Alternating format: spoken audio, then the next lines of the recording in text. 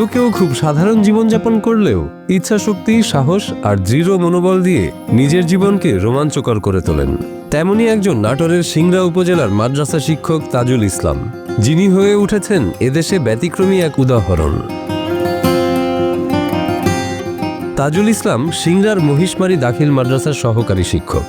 ছোট শহরের জীবন হলেও তার স্বপ্ন ছিল পুরো বাংলাদেশের প্রাকৃতিক সৌন্দর্য ঘুরে ঘুরে দেখার। তিনি 1999 সালে বাইক চালানো শুরু করলেও সংসার ও চাকরির ব্যস্ততায় দীর্ঘদিন নিজের স্বপ্ন বাস্তবায়ন করতে পারেননি। আমি 1999 সাল থেকে বাইক চালাই। তখন হালকা পাতলা চালাতাম। দেশকে এবং দেশের প্রতিটি আনাচে কানাচে ঘুরে বেড়ানোর আমার ইচ্ছা জাগে। 2017 সাল থেকে আমি আমার এই বাইকে ভ্রমণ শুরু করি। দীর্ঘদিন যাবৎ ডায়াবেটিস ও হৃদরোগে ভুগে 2016 সালে তার ওপেন হার্ট সার্জারি করাতে হয়। তবে শারীরিক সীমাবদ্ধতা তাজুল ইসলামকে হার মানাতে পারেনি।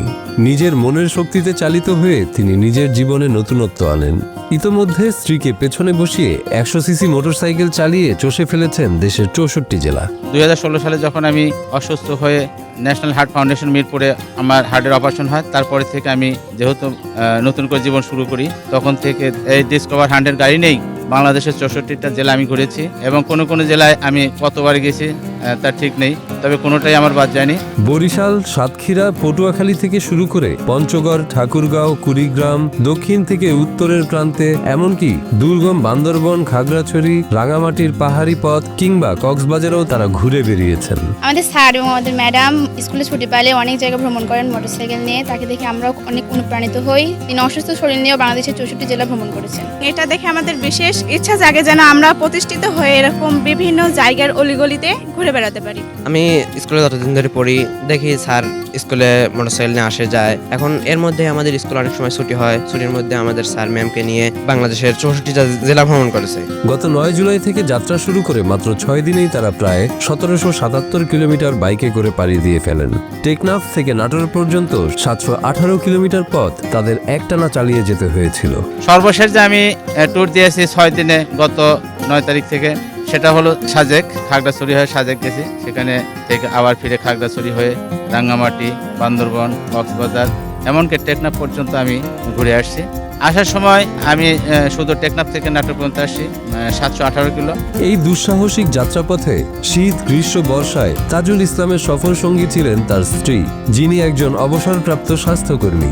সবসময় স্বামীর পাশে থেকে তিনি সাহস জুগিয়েছেন ও প্রয়োজন হলে আর্থিক সহযোগিতাও করেছেন। সবসময় আমার যারা ভিডিও বা আমার ছবি দেখে থাকে দেখবে, আমার ইলিয়ন বা আমার সফর সঙ্গী আমার স্ত্রী, সে আমার সারাক্ষণ প্রত্যেকটা সফরের সঙ্গী, তাকে নিয়েই আমি বাংলাদেশের প্রত্যেকটা জেলায় ঘুরেছি। আমি কখনো তাকে রেখে কোথাও কোনোদিন আমি সফরে যাইনি। সে সারাক্ষণ আমাকে সাহস এবং অর্থনৈতিক সব দিক দিয়ে সাপোর্ট দিয়েছে।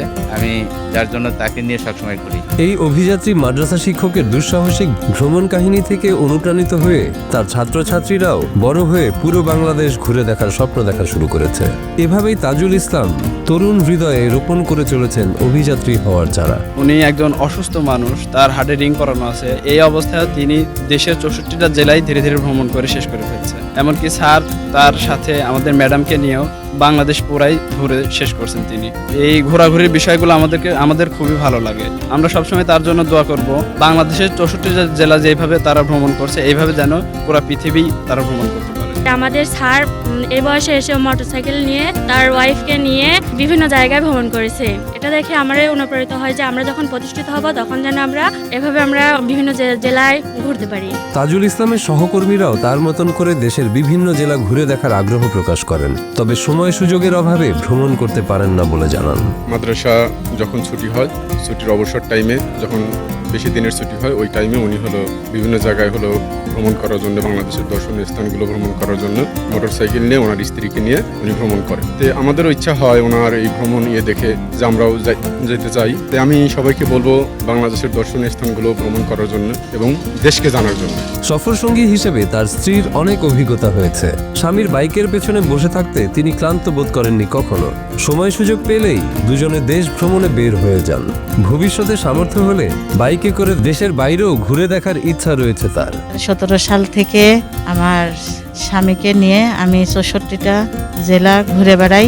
আমি গত 14 তারিখে আমার 64টা জেলা ভ্রমণ শেষ করছি।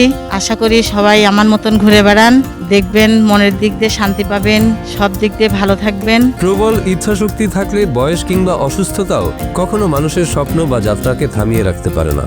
ভ্রমণ পিপাসু এই মাদ্রাসা শিক্ষকেরও ভবিষ্যতে সামর্থ্য হলে বাইক চালিয়ে দেশের বাইরে ঘুরে বেড়ানোর স্বপ্ন। এছাড়া সবাইকে বাংলাদেশ ঘুরে দেখার আমন্ত্রণ জানিয়েছেন মানুষ গড়ার কারিগর তাজুল ইসলাম। আমি আশা করি আমার মতো ভ্রমণ পিপাসু মানুষ এই দেশে ঘুরে দেশের বিভিন্ন আচার আচরণ কালচার শিখবে, দেখবে এবং জ্ঞান আহরণ করবে।